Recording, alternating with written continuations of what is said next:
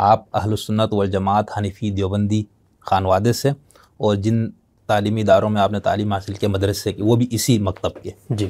اچھا، اس کے بعد پھر غامدی صاحب، اس بیچ میں آپ اور کیسے کوئی ایسے گمراہ لوگ آپ کو نہیں ملے جن کو آپ پڑھتے تھوڑا گمراہی کے جراثیم وہاں سے بھی آپ کے اندر منتقل ہوتے ہیں؟ اچھا، وہ اللہ تعالیٰ نے مودودی صاحب ہے، ڈاکٹر صاحب ہے، اور بہت سے اس طرح کے لوگ. ابتدائی تعارف جو ہے وہ تو مولانا فراہی کی ایک کتاب سے ہوا تھا. اچھا. کراچی اردو بازار میں اور میرا ساتھی ہم پرانی کتابیں کبھی خریدنے جاتے تھے، وہاں ہمیں ایک رسالہ ملا ان کا، آخرت کے اوپر ایک چھوٹا سا رسالہ ہے ان کا، تو اس سے تعارف ہوا. مولانا اصلاحی بیچ میں مسنگ تھے ہمارے کینوس میں. یہ تو معلوم تھا کہ ایک مفسر گزرے ہیں ہمارے اپنے بزرگوں کی لائبریری میں، ان کی تفسیر بھی تھی، لیکن ان کی کوئی انفرادیت ہے یہ مدرسے کے طالب علم کی حیثیت سے میرے علم میں نہیں تھا. لیکن غامدی صاحب سے پھر تعارف ہوا 2003-04 آپ کہیے، بالکل ہی ابتدائی جو میری عمر تھی 16 سال 17 سال ہوگی اس وقت. تو ان کو سننے کے بعد پھر کچھ تانے بانے ملنا شروع ہوئے. معلوم ہوا کہ یہ تو اصل میں ایک پرنسپل اپروچ ہے، یہ استاد امام کا نام لیتے ہیں ان کے. تو یہ پتہ چل گیا کہ یہ لوگ یہاں پر موجود ہیں اور ایک نقطہ نظر قائم رکھتے ہیں. جس چیز نے بہت زیادہ اجنبیت نہیں پیدا ہونے دی ان کے افکار و نظریات سے، وہی آپ کے سوال کا جواب ہے کہ اس کے درمیان میں چونکہ مجھے پڑھنے لکھنے کا شوق تھا، میں نے مولانا وحید الدین خان صاحب کا جو بھی لٹریچر موجود تھا اس کو اپنے میٹرک اور انٹر کے زمانے میں پڑھا. اور اس کے بعد بھی کیونکہ ان کا جو طرز تحریر تھا وہ جدید پڑھے لکھے لوگوں کو بہت متاثر کرتا ہے، یعنی وہ صرف ایک مذہبی آدمی اس کو نہیں پڑھتا، ایک جدید پڑھا لکھا آدمی پڑھتا ہے. تو مولانا وحید الدین خان نے اصل میں دماغ میں ایک کشادگی پیدا کر دی تھی. اس کے نتیجے میں غامدی صاحب اور مولانا اصلاحی کے جو افکار تھے وہ لگتا تھا کہ وہ کوئی تصویر پوری ہوتی ہوئی نظر آ رہی ہے، یعنی ایک خواب، ایک شخص جو کھڑے ہو کے دیکھ رہا ہے اور اس کے لیے وہ کوئی پوری عمارت نہیں تعمیر کر سکتا. تو اس تعمیر کی ناؤ اٹھتے ہوئے ان لوگوں کی صورت میں نظر آ رہی تھی. پھر مولانا مودودی علیہ رحمہ کو بھی پڑھا ہم نے، جو ان کی نمائندہ چیزیں ہیں، تفہیم القرآن وغیرہ، اس کو دیکھا. تدبر قرآن تو سبکن میں اور میرے ساتھی نے بیٹھ کے پڑھی ہم نے. تو پھر یہ اندازہ ہوا کہ اصل میں یہ جو پوری فکر ہے، اس فکر کے اندر بھی کافی سارے لوگ ہیں جو خود اس پرنسپلڈ اپروچ کو لے کے برزخ کی ایک زندگی گزار رہے ہیں. صحیح. تو اندازہ یہ ہوا کہ شبلی نعمانی نے اصل میں اس کی بنا رکھی ہے کہ بھئی آپ نے تجزیہ کرنا ہے، کریٹیکل انالائز کرنا ہے، جو قائم شدہ تصورات ہیں اس کو دوبارہ سے ریویو کرو.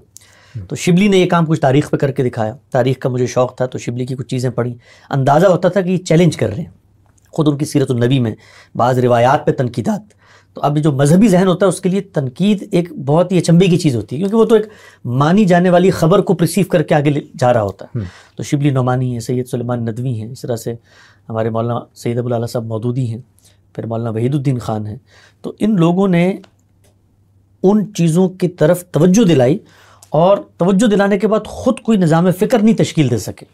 لیکن ایک ذہین آدمی کو بتا دیتے ہیں کہ دیکھو ان معاملات میں ہم اس نیریٹو کو پیش کر رہے ہیں، یہ خود یہ نیریٹو اپنی ذات میں کمزور نیریٹو ہے.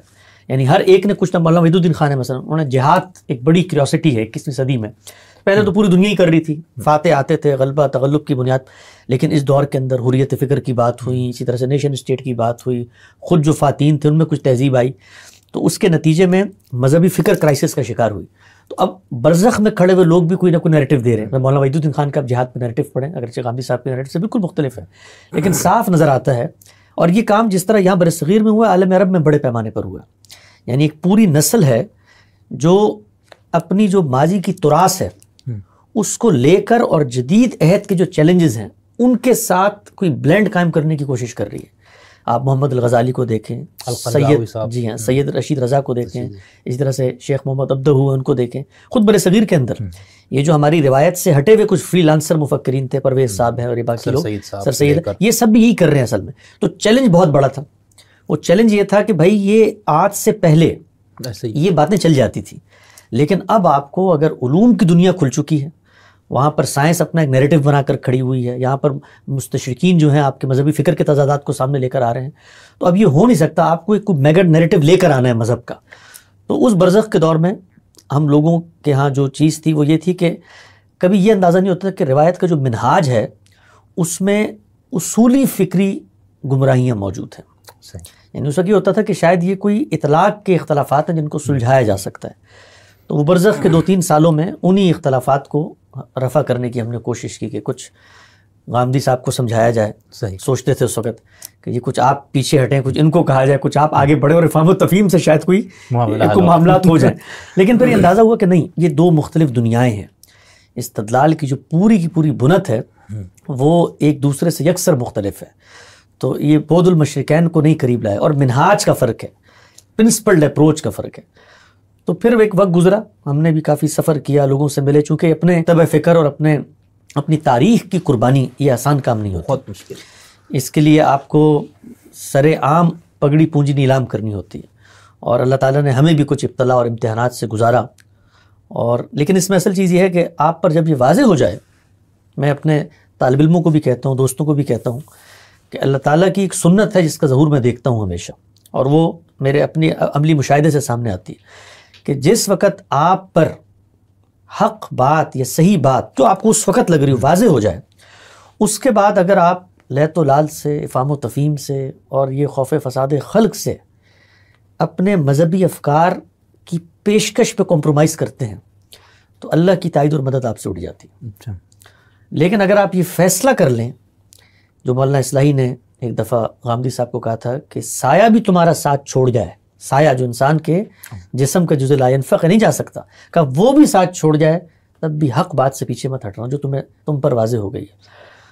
تو پھر میں نے یہ فیصلہ کیا کہ اگر اللہ تعالیٰ نے یہ بات میرے دل پہ نقش کی ہے، مجھے علمی فکری طور پہ سمجھ میں آتی ہے، تو اب روایت کے اندر رہ کر ہم اس کی تجدید اور اصلاح کا کام نہیں کر سکتے. اچھا.